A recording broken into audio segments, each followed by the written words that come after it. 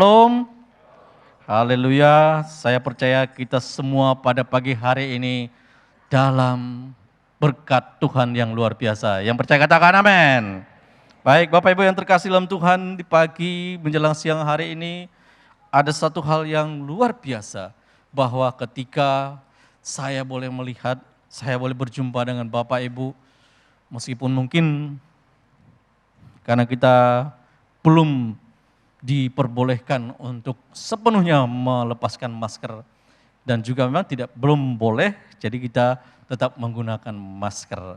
Ya, satu hal di mana program yang pemerintah sudah sampaikan kepada kita, kita dukunglah. Jangan dulu melepas masker atau membuka masker di tempat-tempat seperti perkumpulan-perkumpulan atau tempat-tempat ibadah seperti ini. Nah, Bapak Ibu yang terkasih di dalam Tuhan, di saat yang seperti ini ada hal yang luar biasa bahwa 2 tahun telah kita lewati, 2 tahun peristiwa, 2 tahun coronavirus COVID-19 sudah bersama-sama dengan kita. Dan ketika kita masih bisa beribadah, masih bisa di tempat ini, itu adalah anugerah Tuhan yang besar. Berarti Bapak Ibu adalah orang-orang yang lebih dari pemenang. Katakan amin, haleluya. Buktinya kita masih bisa ibadah di tempat ini. Kita kan lebih dari pemenang. Kita melewati semuanya. Ada yang sudah mungkin terkena COVID, tapi kita tetap eksis. Ada yang mungkin saudaranya atau kita merasa, tetapi kita tetap sehat. Itu hal yang luar biasa. Nah Bapak Ibu yang terkasih di dalam Tuhan Yesus, ketika peristiwa-peristiwa coronavirus ini selalu menghantui, selalu menjadi monster yang menakutkan buat kita. Kalau kita mendengar ada orang yang terkena, maka hati kita mulai gelisah. Damai sejahtera kita bisa hilang. Selama kurang lebih, apalagi di awal-awal tahun 2020, bulan-bulan seperti ini, bulan Februari. Kalau di tanggal seperti ini, kami baru pulang dari Israel 2 tahun yang lalu ya.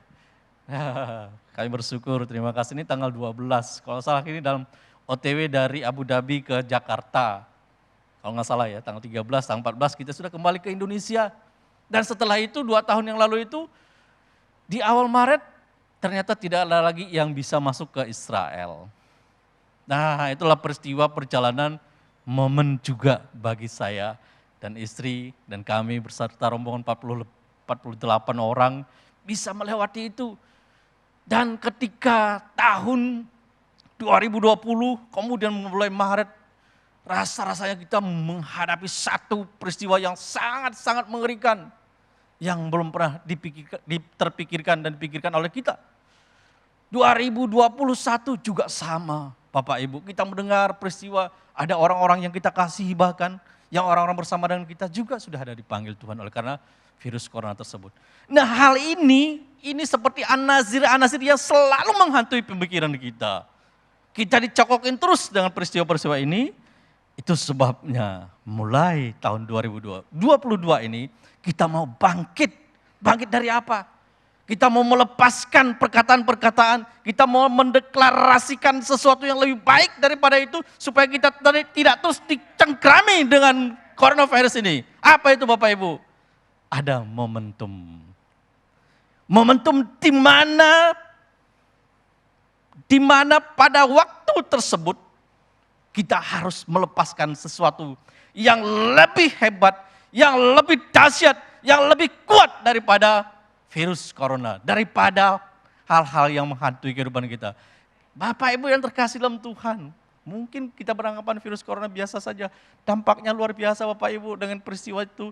Ada yang kehilangan pekerjaan, ada yang kehilangan perusahaan, ada yang kehilangan banyak hal, ada yang kehilangan keluarga. Nah itu menghantui terus kita. Apa kita mau terus dicengkrami dengan hal-hal demikian, pikiran-pikiran sesuatu yang negatif. Oleh karena itu mari pada saat ini kita mau buktikan, kita mau katakan sesuatu yang positif, kita mau lakukan sesuatu yang positif dengan momen 2022. Momentum 2020. Di tanggal 22, di bulan 2, di tahun 2022. Bapak Ibu tanggal itu kalau dibalik-balik sama. Nah dengan tanggal tersebut Ada orang mengatakan momen dalam kehidupan ini tidak boleh dilewatkan. Saya setuju. Ada momen-momen dalam kehidupan kita ini menjadi sejarah, menjadi tonggak, titik. Titik di mana kita memulai, atau titik di mana kita merasakan, atau titik di mana kita membuat sesuatu yang perubahan di dalam kehidupan kita. Makanya momentum 2022 ini adalah sesuatu yang sangat luar biasa. Ada yang beranggapan, biasa aja kali ya. Nah, Bapak Ibu yang terkasih, nanti saya akan juga sampaikan firman Tuhan yang sama dengan itu. Ya, jadi Bapak Ibu, hari ini saya ingin mengajak kepada kita, Jemaat Mazmur 21 yang hari ini ibadah di jam 10 ini, bahwa kita punya momentum. Momentum untuk melepaskan paling tidak dari pikiran kita yang negatif tentang coronavirus, lalu kita mau melepaskan sesuatu yang luar biasa bersama-sama, dengan disertai nanti dengan tiupan sangkakala, dengan disertai dengan tari-tarian, puji-pujian di satu tempat yang tidak ada di tempat lain.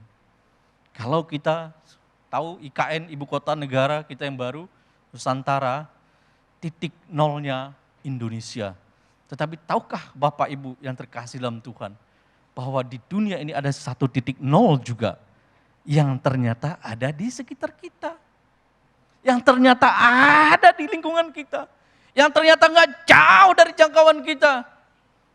Yaitu titik nol Katulistiwa. Nah, itu sebabnya di momentum tersebut, di titik nol tersebut, di tempat tersebut, bersama-sama saya, bersama-sama dengan penatua, dengan tim semuanya, yang sudah mempersiapkan kita mau sampaikan sesuatu. Tentulah yang pertama kita akan membuat satu pernyataan tentang bangsa dan negara Indonesia ini menjadi bangsa yang lebih baik, bangsa yang lebih kuat, bangsa yang diberkati, bangsa yang luar biasa hebat, kaya raya, melimpah susu madunya istilahnya. Lengkap semuanya. Lalu yang kedua tentang bukan hanya bangsa Indonesia, tentang gereja, tentang diri kita sendiri juga. Hari ini mungkin Bapak Ibu, seperti saya katakan tadi, ada sebagian kita yang tetap survive, ada sebagian daripada kita yang tetap diberkati di masa-masa pandemi ini, tapi juga mungkin ada yang sudah kehilangan. Tadi saya katakan ada yang kehilangan keluarga, ada kehilangan pekerjaan, ada kehilangan kesempatan, ada kehilangan bisnis, ada kehilangan harapan, ada kehilangan banyak hal. Itu yang membuat kita menjadi tidak semangat untuk menjalani kehidupan ini. Tidak bersemangat untuk beribadah. Tidak bersemangat untuk menjadi berkat. Tidak bersemangat untuk melakukan hal-hal yang baik. Pekerjaan yang baik. Nah, titik momen yang paling kita nantikan bersama-sama, yaitu adalah momentum 2022. 2022. Yang nanti akan kita laksanakan pada tanggal 22, tanggal 22, ingat tanggal 22 Februari, kurang lebih 9 hari lagi ke depan, ya, di hari Selasa pada pukul 6 pagi. Bapak Ibu bertanya kenapa pukul 6 pagi? Ya kan, kok tidak pukul 12 atau pukul 22 juga malam, biar semuanya 22. Nah, tentulah kita harus menggunakan hikmat kita, harus juga kita pandai-pandai menyiasatinya, karena kita menggunakan tempat umum, dan kita akan kurang lebih sekitar 300-an yang akan berkumpul di sana di Tugu Katulistiwa. Ya, di Tugu Katulistiwa, di sana kita akan bersama-sama ya kan membuat sesuatu tentang diri kita sendiri. Apa yang harus diperbuat Bapak Ibu? Apa yang harus dipersiapkan saat ini? Momen itu biasanya yang ada dalam hati kita mulai persiapkan saat ini. Apa yang harus saya perbuat? Tadi saya katakan, kalau hari ini, kalau saat ini saya sudah mempersiapkan, maka saya akan catat dengan baik. Saya akan catat momen apa yang akan saya sampaikan di peristiwa tersebut. Tentu seperti harapan, doa, profetik, hal-hal yang mau kita ucapkan, hal-hal yang menjadi keinginan kita, hal-hal yang menjadi kerinduan kita, hal-hal yang menjadi impian kita. Hal-hal yang menjadi impian gereja kita, hal-hal yang menjadi impian komunitas kita, hal yang menjadi impian negara kita. Kita boleh buatkan dalam satu list daftar, tentu ada skala prioritas, boleh dari pribadi, boleh mulai dari negara, boleh dari gereja sampai kepada kita pribadi. Di situ kita akan sampaikan, saya akan deklarasikan, saya akan ekspresikan, saya akan soundingkan, saya akan bunyikan dengan suara saya. Tahun 2022 saya pasti diberkati Tuhan dengan luar biasa dahsyat. Saya ingin punya A, B, C, D, sebutkan saja Bapak Ibu.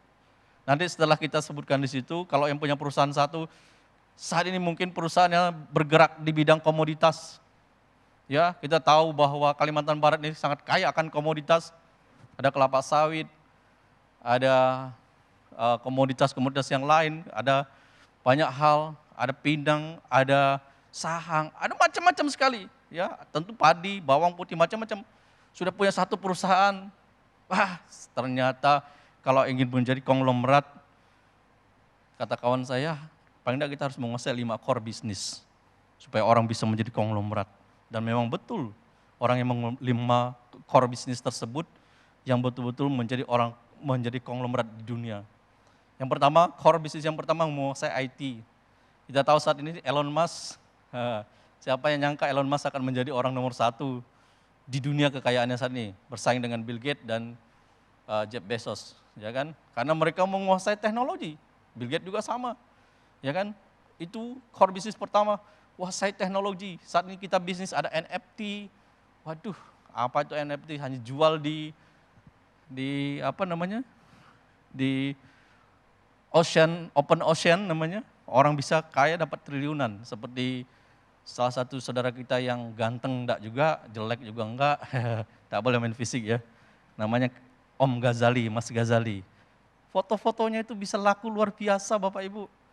Ya kan? Kemudian ada orang sukses, hanya bermain di YouTube, itu kan teknologi. Ya kan? Wah, luar biasa.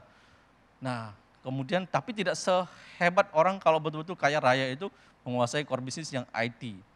Ya, IT maka itu bisnisnya, kalau IT itu tentang e-commerce. Ya, ada cryptocurrency saat ini Bapak Ibu ya. Saya yakin orang-orang sini ini orang-orang yang hebat, yang sudah juga bermain, lebih paham, lebih pandai dari kita. Nah, yang kedua, core bisnis apa Bapak Ibu? Kalau sudah menguasai itu bagus. Saya mau ekspansi lagi, saya mau kuasai core bisnis. Tadi ada komoditas, ya. Saya mau ekspansi dengan buka lahan sawit misalnya kan. Saat ini harga sawit lagi oke Bapak Ibu. Pemerintah Indonesia lagi mendukung turunan dari sawit itu bukan hanya minyak goreng. Minyak ini sekarang ada menjadi minyak, bahan bakar minyak juga. Kemudian bisa jadi alat kosmetik, macam-macam turunannya, ya kan? Lalu selain core bisnis komoditas, ada gak kita di sini yang bermain di tambang? Wahai, Indonesia itu konglomeratnya hebat-hebat, menguasai tambang Bapak Ibu. Tambang itu batu bara, Kalimantan Barat, Pulau Kalimantan yang paling luar biasa.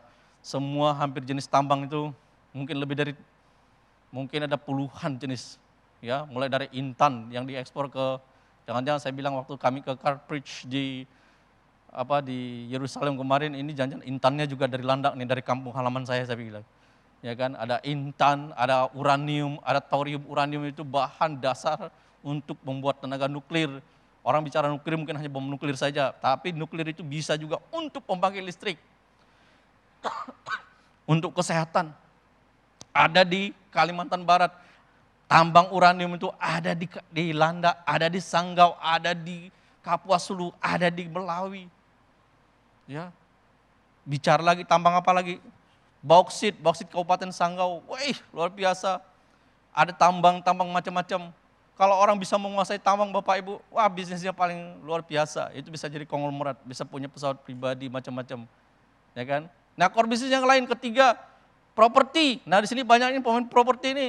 Ya kan? Tapi properti tidak hanya bicara tentang pembangun perumahan, bangun jembatan, apalagi IKN nih, ya kan? Jembatan, jalan, kemudian gedung-gedung bertingkat macam-macam. Ya, properti, ya, gedung-gedung hotel macam-macam. Nah, yang terakhir itu jangan sampai lupa. Kalau kita bisa menguasai core bisnis yang selanjutnya yang bisa bikin orang konglomerat itu adalah migas, minyak dan gas. Nah, kita tahu cadangan minyak dan gas bumi yang ada di Indonesia. Ya kan, makanya kalau Timur Tengah itu minyak gasnya itu luar biasa. Orang-orang di sana luar biasa diberkati. Ya kan, mereka hebat-hebat semuanya. Nah, Bapak Ibu, kita apa yang dirindukan? Sebutkan saja di situ. Nanti kita buatkan. Atau nanti Bapak Ibu, enggak mungkin saya jadi hebat lagi. Kita tetap bisa menggunakan atau mencatatkan, membuat list keinginan kita. Anak muda mau kuliah, mau selesai S1, S2, S3, S4, S5, atau enggak tahu S apa lagi ya. Ya, setahu saya ada S3 saja, sampai doktor, sampai kalau bisa nanti setelah bergelar doktor di usia sebelum 30 tahun. Kan hebat. Selesai doktor usia 25 tahun misalnya kan, S3. Kalau ada, nanti mencari gelar profesor, bisa. Orang yang ahli, yang betul-betul luar biasa, anak Tuhan. Nah, bisa nggak? Bisa. Bapak Ibu, saya sudah tua nggak bisa. Jangan kecewa, buatkan list buat anaknya. Nah, doakan buat anaknya. Wah, anak saya pengen seperti. Kalau anaknya udah selesai semua, doakan buat cucunya. Bapak-bapak yang anak muda juga seperti itu. Doakan, saya belum bisa, berarti papa saya. Biar dia jadi pengusaha, biar jadi orang hebat, jadi orang sukses. Diberkati. Kita berpengaruh semuanya. Jadi kita mulai dari momen. Saya ingat ketika seminar mencapai puncak 1 dan 2 di Anjungan, di Bukit Doa kita. Ada banyak mungkin yang sudah melupakan hal itu. Tetapi waktu menjawab, ada orang-orang yang muncul. Saya tahu di komsel saya ada beberapa orang yang sudah diberkati Tuhan juga. Saya tahu ada beberapa orang yang saya kenal udah diberkati Tuhan juga. Nah, Bapak Ibu mungkin gak sadar. Jalannya waktu, ingat Bapak Ibu, ketika kita menulis sesuatu, ada dalam pikiran kita, saya ingin sukses, saya ingin kaya, saya ingin punya perusahaan, saya ingin punya perusahaan tambang misalnya, saya ingin punya perusahaan properti. Setiap kali kata Bapak kita renungkan, kita pikirkan, kita katakan, renungkan, pikirkan, katakan, terobsesi, terasimilasi, terstimulasi, menyatu menjadi satu bagian kita. Hukum dunia yang tak terbantahkan dan saat ini sedang dipromosikan mereka adalah hukum law of attraction. Apa itu Bapak Ibu? Law of attraction itu. Hukum ketertarikan. Jadi frekuensi ini kalau kita terus berpikir tentang membuka sesuatu, kita bicara tentang tambang misalnya. Kita terus bicara tambang-tambang, ternyata ada yang tertarik satu visi, lalu sama-sama bisa membangun perusahaan tambang bersama. Atau saya ingin buat komoditas, perusahaan komoditas, saya ingin punya perusahaan plantation, perkebunan. Mungkin baru dalam angan-angan, baru dalam catatan, tetapi kalau terus dipikirkan, dikatakan, maka ada law itu tadi saya bilang, law of attraction itu akan menyatu mendekat kepada kita. Pada saatnya kita dimudahkan, seperti dimudahkan, tapi itulah hasil dari apa yang menjadi keinginan kita. Hasil daripada apa yang sedang kita pikirkan, yang kita rasakan, itulah kita terobsesi, terstimulasi, terasimilasi. Jangan dia bawa terasi ya. Nah. Jadi kita harus betul-betul, jangan sampai belum selesai kita sudah juga ya. Jadi kita harus betul-betul meyakini, karena itu memang firman Tuhan. Kita selalu diajarkan dengan hal-hal ini, tapi kita kadang-kadang abai Bapak Ibu. Nah di peristiwa momentum ini, mari sama-sama kita siapkan. Ya kan? Nah, ada berapa banyak yang boleh hadir? Katanya sih 300. Boleh lebih Bapak Ibu. Kita acaranya pagi hari juga panitia menyiapkan ada ada snack, ada apa. Dan rencananya juga kita akan ada doa keliling. Ya. Nah, tim doa ini akan berdoa yang merebut. Ada tim mapping ya, ada doa menguasai kota Pontianak ini, sama dengan menguasai titik dunia. Dan kalau kita terus memperdengarkan, terus memproklamirkan, terus memperkatakan, terus kita itu yakinlah bahwa kecil akan terdengar sampai menjadi ledakan yang besar. Bapak Ibu mungkin kita nggak sadar nanti ada orang-orang di antara kita yang dipakai Tuhan luar biasa. Nah, kalau saya mau bicara Bapak Ibu, 10 tahun lalu, 20 tahun yang lalu, kita nggak kepikiran dari jemaat ini ada yang jadi kepala dinas di provinsi. Nah hari ini, kayaknya orangnya juga beberapa kali ikut seminarnya, ada Pak Golden Purba ada. Nah itu beliau tuh. Nah ini ikut seminar puncak ya, ada berapa kali ya, kemudian seminar yang di Kucing. Nah, kan hasil dari tulisan apa segala. Beliau sudah menjadi saksinya. Perjalanan waktu akan membuktikannya. Di antara kita terus ada lagi yang jadi konglomerat di sini, saya nggak tahu. Kalau memang ada orang yang sudah punya, ya hartanya lumayan lah ya. Tapi dia bisa. Nah Bapak Ibu, waktu itu akan terus berjalan, kita akan melihat. Ya, ingat Yusuf itu tidak tiba-tiba dia jadi Perdana Menteri di itu. Perlu waktu lebih dari 10 tahun. Daud juga sama. Nah hari ini kita ucapkan saja. Kita deklarasikan saja, kita sampaikan saja. Ya, tanggal 22 bulan 2 tahun 2022, berikan waktu yang baik pada pukul 6 pagi di Tugu Katulistiwa. Datangnya bagaimana?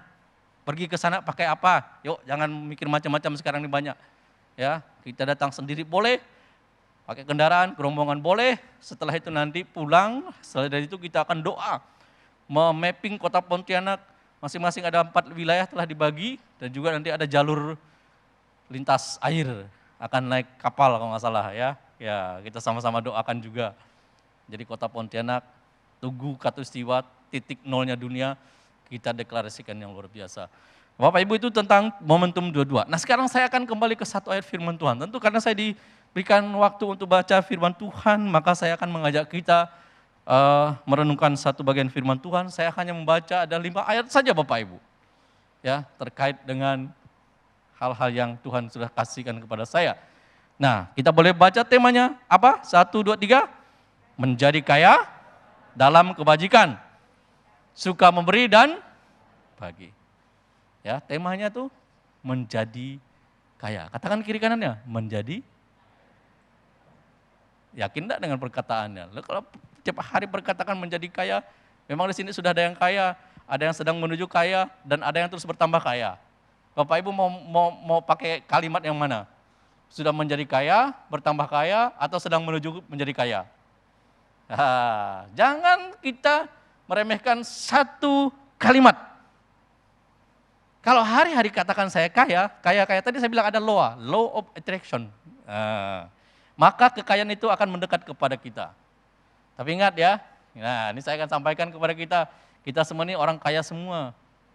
Amin tidak? Wah, saya aja orang kaya kok. Bapaknya kaya saya. Bapaknya kaya, anak saya namanya kaya. Hari ini saya boleh khotbah tentang kaya, karena anak saya kaya, dari 5 tahun usianya. Kaya CD lagi, kaya CD itu riches. Saya kasih nama Bapak Ibu, itu adalah doa. Tiap hari kami perkatakan di rumah kaya.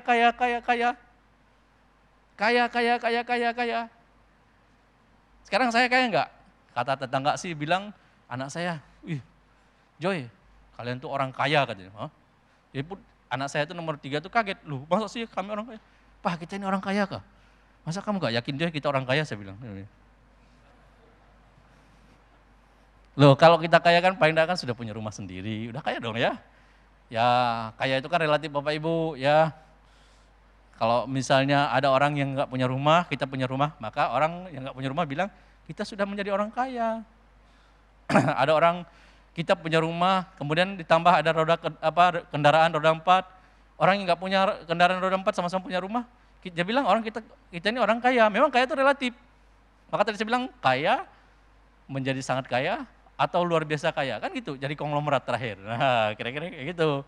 Nah, saya tidak akan pernah malu melabeli saya ini orang kaya. Kan dari dulu diajarin sama Babe, apa susahnya, saya orang kaya kok dari dulu. Teman-teman pendeta juga bilang, kalau saya sama-sama mereka di organisasi, ya ada perubahan. Saya tahu, saya mau sampaikan itu karena kasih karunia, karena juga saya imani, saya obsesi, saya terstimulasi dan saya terasimilasi dengan yang dikatakan kira-kira belasan tahun yang lalu disampaikan oleh Babe. Ya kan? Sampai saya ingat tuh ada momentum 21 hari juga dulu kita. 21 hari berdoa, apa yang menjadi keinginanmu pasti akan terkabul. Saya catat di Alkitab saya. Momentum 21 hari waktu itu saya ingat. Berdoa bersama terus. Bagi sebagian orang mungkin, apa yang sampaikan sama saya kan. Nah, hari ini saya bicara tentang kaya, tapi bukan berarti saya memang bukan orang kaya seperti yang disampaikan. Tapi paling tidak tadi saya sampaikan, saya sudah mungkin ada sedikit lebih dari yang lain. Nah, boleh dong saya sampaikan, saya kasihkan inilah hasil daripada apa yang kita perkatakan terus. Law of attraction. Ya, hukum untuk ketertarikan itu, artinya orang itu akan bergabung dengan kita, menarik. Ya, kira-kira itu ya. Nah, Bapak Ibu yang terkasih dalam Tuhan, kita akan membaca dalam 1 Timotius pasal yang ke-6. Baca sama-sama dengan saya, 1, 2, 3. Peringatkanlah kepada orang-orang kaya di dunia ini, agar mereka jangan tinggi hati dan jangan berharap pada sesuatu yang tak tentu seperti kekayaan, melainkan pada Allah yang dalam kekayaannya memberikan kepada kita segala sesuatu untuk apa? Dinikmati. Nah, Bapak Ibu tadi bilang sini orang kaya gak? Enggak mau bilang gak apa-apa, saya aja lah sama Babe dan yang lain-lainnya orang kaya. Nah, yang masih ada di dunia ini. Tapi kita dikasih peringatan. Oi, kasih peringatan apa? Jangan tinggi hati. Setinggi apa hatinya? Orang tinggi hati itu bicaranya mulai tinggi, enggak mau lihat orang ke bawah, kira-kira gitu. Tinggi hati itu alias sombong. Tinggi hati itu alias orang yang congkak. Kalau jadi orang kaya jangan tinggi hati. Kata Babe, posisi boleh di atas tapi hati tetap di bawah. Itulah orang yang berintegritas. Posisi kita boleh berada setinggi-tingginya, tetapi hati tetap ada di bawah. Artinya apa Bapak Ibu? Jangan kalau udah kaya lalu nggak kenal sama teman dekatnya. Lalu pura-pura nggak kenal karena kamu pakai masker saya nggak kenal. Udah tahu dari suaranya, mungkin wajah sih enggak. Kalau teman dekat kan suaranya aja kita tahu. Dari gaya jalannya aja kita tahu dia siapa. Ya kan, saya dengan Pak Yosanton misalnya, dari belakangnya saja kalau dibuka topinya saya udah tahu dia. Jangan pura-pura saya enggak kenal, dia anggota komsel saya, mentang-mentang saya udah tinggi di atas, lalu tak kenal sama dia. Enggak gitu kali ya. Jadi orang kaya itu boleh, harus. Tapi ada peringatan, jangan tinggi hati. Jangan oleh karena kekayaan yang kita inginkan itu. Karena kalau kekayaan yang bukan dari Tuhan, Amsal kan sudah mengatakan, berkat Tuhanlah yang setuju dengan kalimat ini, sama-sama katakan, berkat Tuhanlah yang menjadikan kaya. Susah payah, tidak menambahnya. Inilah yang disampaikan Rasul Paulus kepada Timotius. Supaya ketika kita menjadi kaya, kita bisa nikmati. Kita beli mobil, kita bawa sendiri, enjoy. Gitu loh. Kita beli tempat tidur yang mewah, kita tidur nyenyak di dalamnya. Dalam kasur tersebut, masih di kamar itu, kita bisa pasang AC, luar biasa, tapi ada orang yang gak bisa menikmatinya. Tak boleh kata dokter, tidur beruangan ber-AC, harus tidur di lantai. Ya kan? Tak bisa. Ya. Lalu punya fasilitas yang lainnya, kolam renang di rumah, dibangun besar-besar. Kita gak bisa berenang, takut di situ ada karena alergi sama air favorit misalnya. Takut kena macam-macam. Itu kan kita punya kekayaan tetapi tidak bisa menikmatinya. Tuhan mau kita kaya, tidak tinggi hati. Kita bisa nikmati. Itulah yang Tuhan inginkan Bapak Ibu ya. Lalu yang kedua ada peringatan positif, ada peringatan negatif, sekarang ada peringatan positif. Kita baca ayat yang ke-16. Peringatkanlah 1, 2, 3. Peringatkanlah agar mereka itu orang kaya tadi ya, agar mereka itu berbuat apa? Baik, menjadi kaya dalam kebajikan, suka memberi dan suka membagi. Kaya itu harus kaya juga dalam kebajikan. Bapak Ibu, saya menonton satu podcast, seseorang artis dikasih duit lumayan banyak sama artis juga. Saya sebut ya lah ya, namanya podcast Deddy Corbuzier. Waktu itu ulang tahun Luna Maya, dikasih sama Deddy uangnya 1 koper ya. Untuk apa? Untuk berbagi kepada orang-orang yang gak mampu. Tapi ada satu kalimat yang Luna Maya sampaikan. Dad, gimana mungkin saya bisa berbagi kalau saya gak jadi orang kaya? Saya harus kuat dulu, baru bisa menolong yang lemah. Nah, ketika kita diberkati, harusnya konsepnya seperti itu Bapak Ibu. Ketika kita diberkati, kita juga menjadi saluran berkat bagi orang lain. Di tempat kita ini macam-macam ya, saluran berkatnya bisa kita sampaikan. Jangan hanya kita simpan, dan simpan. Ingat, nanti kena firman Tuhan.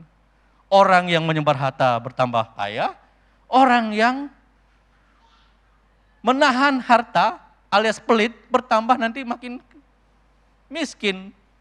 Itu Alkitab sampaikan kepada kita. Menyebar harta tapi juga harus berhikmat Bapak Ibu ya. Nah, ya sampaikan, kita ada saluran gereja macam-macam. Tuh Bapak Ibu, kita harus kaya juga. Bapak Ibu kalau kita menjadi orang kaya, kita bisa berbagi. Bukan hanya tentang finansial, tentang keuanganmu, boleh, setuju. Untuk gereja apa segala, pelayanan gereja di sini, kita berbagi. Tapi juga ada saling memberi motivasi kepada yang belum kaya, yang sedang tadi menuju kaya, yang sedang terus akan masuk kepada orang kaya itu. Jadi kita kalau ada teman kita yang diberkati dulu, kita nggak usah ngiri Bapak Ibu ya. Saya hanya katakan, wah terima kasih dia duluan. Saya ingat tahun 2010, 2012 masih pakai motor. Saya motor apa ya dulu itu ya? Saya pernah pakai motor Kimco Bapak Ibu. Ada yang pernah dengar nama motor Kimco? Hah? Pernah dengar gak motor Kimco? Saya pernah punya tuh Bu, Pak. Jadi saya bawa anak 3 pakai motor itu, setelah itu gantilah pakai motor yang lain. Sekarang nggak ada lagi cerita motor itu, motor Cina ya kalau salah ya. Nah, besar badannya, belakangnya. Dulu kalau motor kami besar-besar tuh di Olo, ada dulu salah satu pendeta kita di sini Pak Andreas. Wow, itu besar. Ternyata motor model dia tuh sekarang lagi laris manis. Dulu dia dianggap pandang apa nih hamba Tuhan pendeta, aneh-aneh motornya gitu kan. Nah sekarang motornya motor model kayak itu lebih banyak sekarang. Nah, jadi Bapak Ibu yang terkasih dalam Tuhan, ketika kita diberkati, paling tidak kita juga bisa memberi motivasi kepada orang. Berbagi apa? Berbagi pengalaman. Bagaimana kita bisa menjadi sukses, bagaimana kita bisa menjadi di satu posisi tanpa kita harus menyingkirkan orang lain, membuat musuh yang baru, tetapi kita diangkat Tuhan by step. Ya, tidak ada yang instan loh ya dalam Tuhan. Ingat, sukses dalam Tuhan tidak pernah ada yang instan. Jangan lihat Ghazali dapat triliunan fotonya. Tahu nggak dia berapa tahun itu ngupload fotonya? Bertahun-tahun Bapak Ibu. Dari 2017 kalau nggak salah. Ada yang tahu nggak Ghazali yang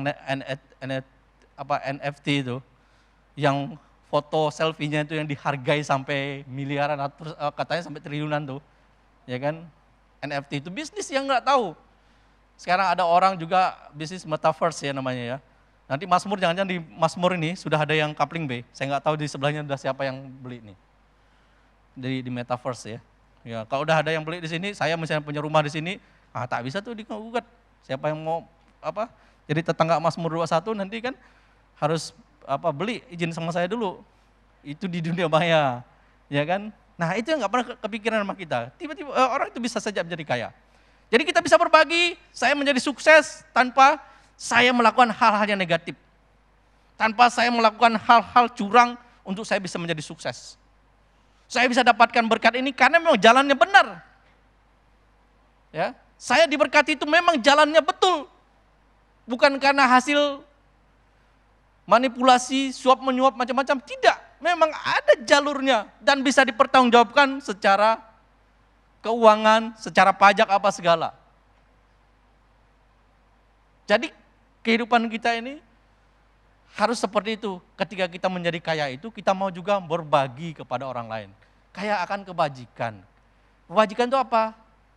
Perbuatan baik, ya, pekerjaan yang baik, perkataan yang memotivasi. Nanti ada lagi di sini lanjutnya. Ayat yang ke-19, kita lihat. Bapak Ibu. Ayat 19. Nah, ini dampak positifnya dari apa yang kita bagikan tadi. Bahwa dan dengan demikian mengumpulkan suatu harta sebagai dasar yang baik bagi dirinya.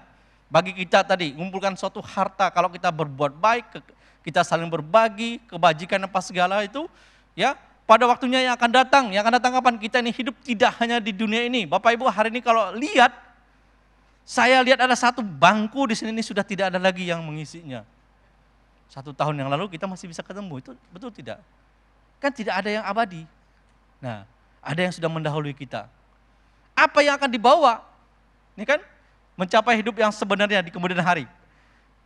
Ya, mencapai hidup yang sebenarnya di kemudian hari. Kan jelas di kitab Wahyu pasal yang 14 ayat 13, ketika kita nanti rest in peace, beristirahat dengan damai, jelas Alkitab katakan bahwa perbuatanmu lah yang menyertai engkau.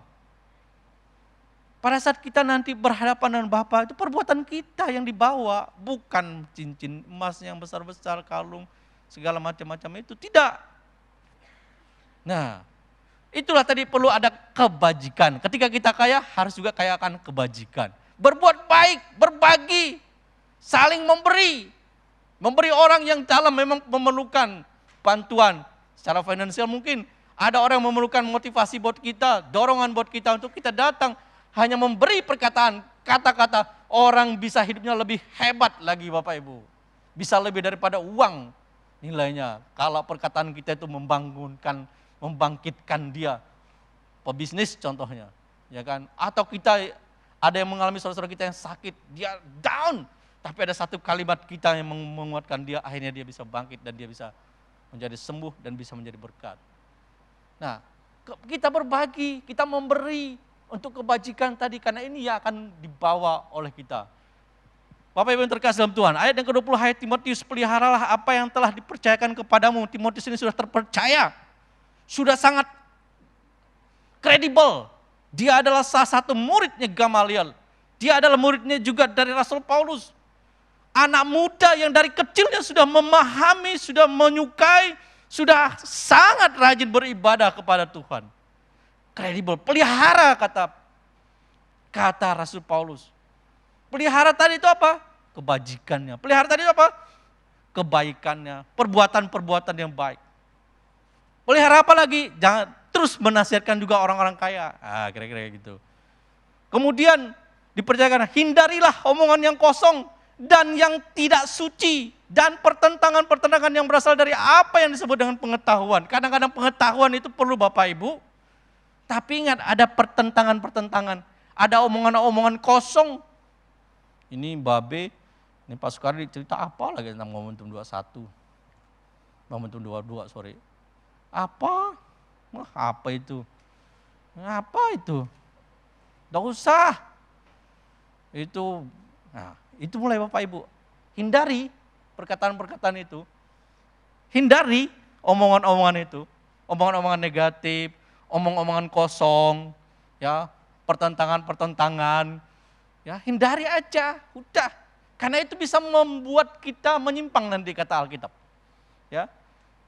Pengetahuan itu penting, tapi pada waktu di dunia akademik, di kampus-kampus itu boleh diperdebatkan. Pengetahuan di kampus-kampus, di dunia-dunia akademik, ya, Pak Golda Purba ini, beliau ini lagi ambil S3 nih, luar biasa. Ya, nah, dia kalau bicara pengetahuan tentang apa segala boleh di kampus, tapi kalau hanya hal-hal yang tentang apa keimanan, itu apa yang diajarkan, pelajaran yang sehat, ikuti saja. Alkitab katakan A, ikuti A, ya sudah, jangan pertentangan macam-macam. Kira-kira gitu ya Bapak Ibu ya. Nah, terakhir Bapak Ibu, masih ada satu ayat. Ayat yang ke-21. Nah, ingat nih, ini ada lagi nih. Ada hal, ya, hati-hati dengan pengajaran yang menyimpang. Karena ada juga tuh, di antara kita ini sepakat-sepakat, ada yang menyimpang. Nah, pengajaran yang menyimpang ini, tak usah ikuti. Tidak sesuai firman Tuhan, apa momentum 222, tak ada. Apa kaya, salah. Ini Injil kemakmuran. Bapak Ibu, kadang-kadang kita juga di apa ya, saya juga seperti itu. Tapi mereka juga senang kalau kita traktir makan gitu ya. Kalau kita traktir, karena kita punya, bisa senang. Nah, kadang-kadang nggak konsisten. Nah, karena ada beberapa orang yang mengajarkannya dengan demikian telah menyimpang dari iman. Tuh. Ada juga ternyata bicara tentang kekayaan, pokoknya kaya. Tapi melakukan berbagai cara yang tidak benar. Ya, kaya. Maunya instan, itu salah Bapak Ibu. Ingat, kita diajarin menghargai proses, menghargai waktu, hargai sesama. Kalau untuk menjadi sukses, jadi kaya, menjadi itu, harus menghargai 3 hal tadi. Ya, jangan sampai kita terserongkan, jangan sampai kita menyimpang, ya, dari hal-hal tersebut. Nah, kalau hal ini kita lakukan, Tuhan ingin supaya kita semuanya menjadi orang yang diberkati Tuhan. Bapak Ibu ingin diberkati Tuhan? Ingin menjadi orang kaya? Kasih tahu kepada diri saya, saat ini saya sudah kaya belum ya? Enggak apa-apa Bapak Ibu, enggak usah takut. Ya, saya atau sedang menuju ke sana ya menjadi orang kaya ya. Atau saya saat ini sudah menjadi sangat kaya. Atau saya sudah akan menuju kepada menjadi orang konglomerat. Nah Bapak Ibu silakan. Saya sampaikan saja karena ini ada Alkitabnya tadi. Orang-orang kaya yang kita hidup di dunia ini. Kita ini kan masih hidup di dunia. Tapi ingat, tadi ada peringatan negatif. Jangan tinggi hati ya. Jangan sombong ya. Jangan congkak ya, udah baru sedang menjadi orang kaya, Bapak Ibu sudah mulai meninggalkan ibadah. Tak sempat saya ibadah hari Minggu, ada meeting jam 7. Mana-mana saya ini juga di pemerintah, enggak pernah ada meeting di jam 7 pagi, apalagi hari Minggu. Dan rasa-rasanya tuh tidak pernah ada kegiatan di hari Minggu yang dimulai dari kecuali kegiatan olahraga. Ya, kecuali kegiatan olahraga. Nah, tapi pun kita ini sering kan ibadah berapa kali? Masih ada juga yang bilang tidak sempat.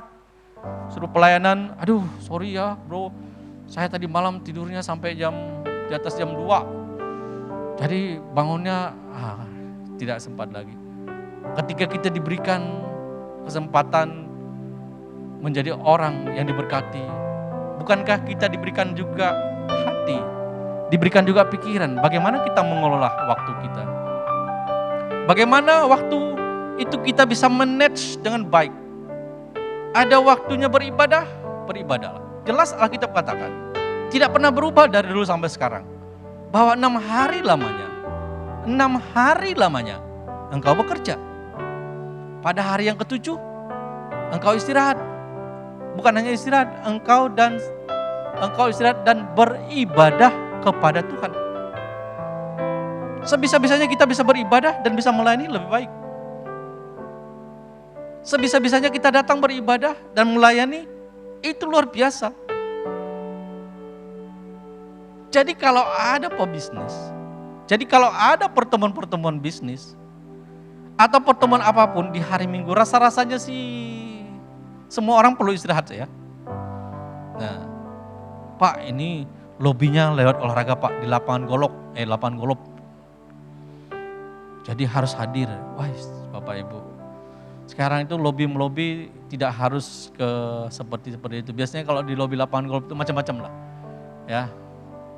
Karena hari Minggu katanya. Atau di lapangan olahraga. Nah, kita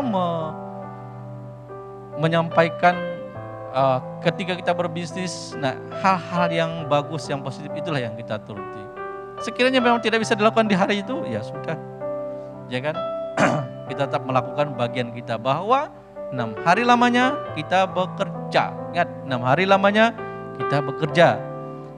Pada hari yang ke-7 kita beristirahat dan kita beribadah. Bukan hanya saya, tapi seisi rumah tangga saya. Orang-orang yang ada di rumah kita harus beribadah. Tidak lama toh? Ya, kira-kira begitu. Setelah itu, kalau ingin melakukan aktivitas yang lain, silahkan di jam istirahat tersebut. Tuhan itu baik buat kita.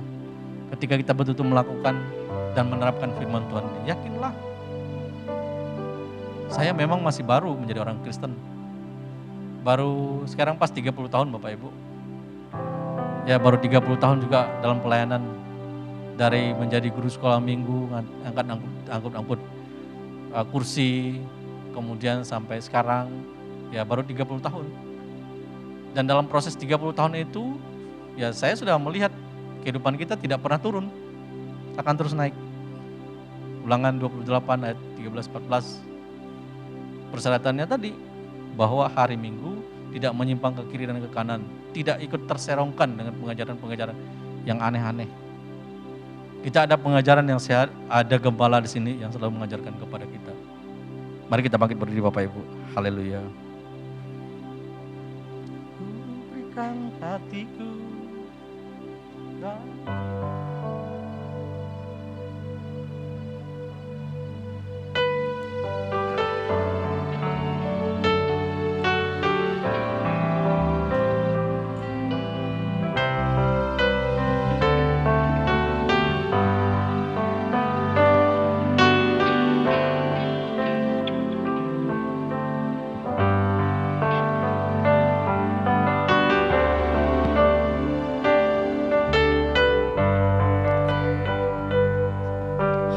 Bapak Ibu yang terkasih dalam Tuhan, saya menyampaikan firman Tuhan.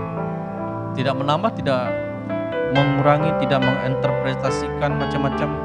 Satu ayat firman Tuhan dari 17 sampai 21. Jika Bapak Ibu ingin merenungkan kembali, silahkan baca dalam 1 Timotius pasal yang ke-6 tersebut.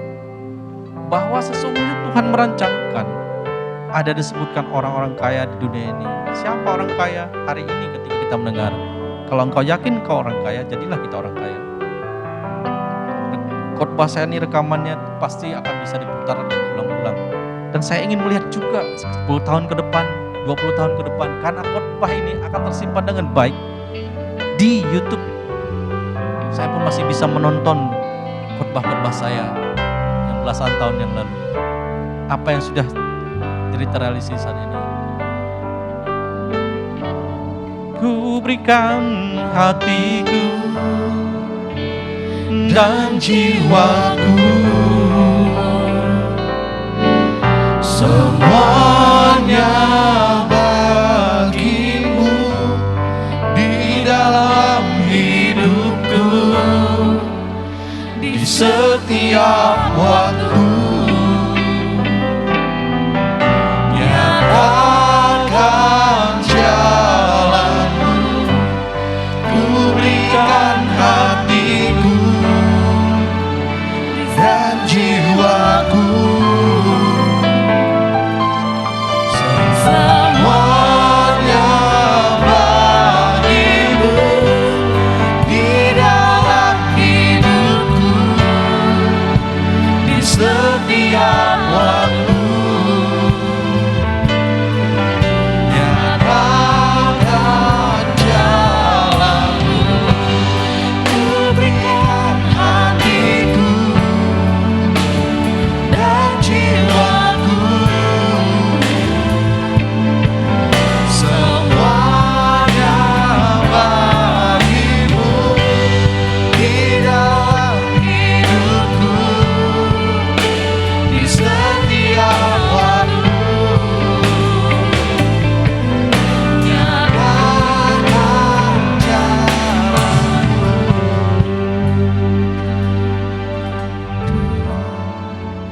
Bapa di surga, terima kasih buat kasih-Mu dan anugerah-Mu. Hamba selesai menyampaikan firman. Selebihnya, sekurangnya, hamba menyerahkan ke dalam tangan kasih dan kuasa-Mu. Kasih-Mu Tuhan yang menyertai kami. Firman Tuhan diterjemahkan dengan baik ke hati kami masing-masing. Firman Tuhan mendapatkan tempat yang terbaik, mendapatkan posisi. Biarlah Tuhan yang menyatakannya itu semua atas kehidupan kami. Hari ini kalau kami dimotivasi, kami bersyukur. Hari ini kalau kami ditegur, kami minta ampun. Hari ini kalau kami mendapatkan hal-hal yang kurang berkenan, Tuhan ampuni kami. Kalau hal itu menguatkan kami bersyukur. Terima kasih Bapa, terima kasih Tuhan.